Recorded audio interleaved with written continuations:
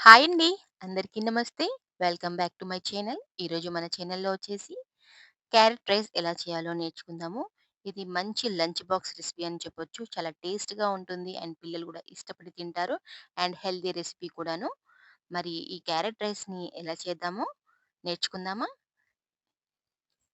ముందుగా మనము ఈ క్యారట్ రైస్ చేయడానికి స్టవ్ మీద ఒక కడాయి పెట్టేసుకొని, అందులో 3 టేబుల్ స్పూన్ వరకు ఆయిల్ వేసుకోండి.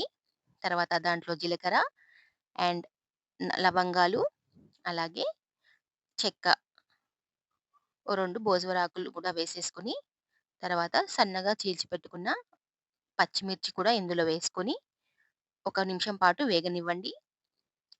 ఇలా వేగిన తర్వాత దాంట్లో ఒక టేబుల్ స్పూన్ వరకు జింజర్ గార్లిక్ పేస్ట్, అలాగే రుచికి తగినంతగా సాల్ట్ వేసుకొని కలుపుకోవాలి. ఇప్పుడు దీంట్లో సన్నగా తురిమిన క్యారెట్‌ని ఇందులో వేసేసుకోవాలి.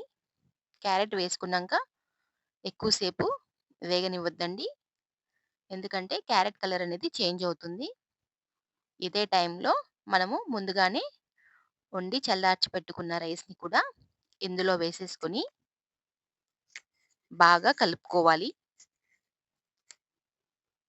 ఇప్పుడు స్టవ్ ఫ్లేమ్ అనేది పెద్దగా ఉండాలండి. ఎప్పుడు కూడా ఫ్రైడ్ రైస్ అలాంటివి చేసేటప్పుడు మనము హై ఫ్లేమ్ పెట్టుకొని చేయాలి.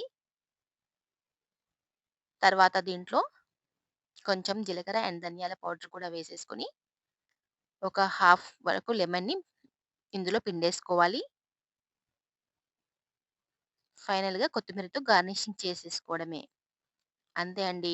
ఎంతో simple and tasty healthy recipe అయిన క్యారట్ రైస్ రెడీ అయిపోయింది. చాలా బావుంటుందండి. ఇది లంచ్ బాక్స్‌లకైతే ఇంకా బాగుంటుంది.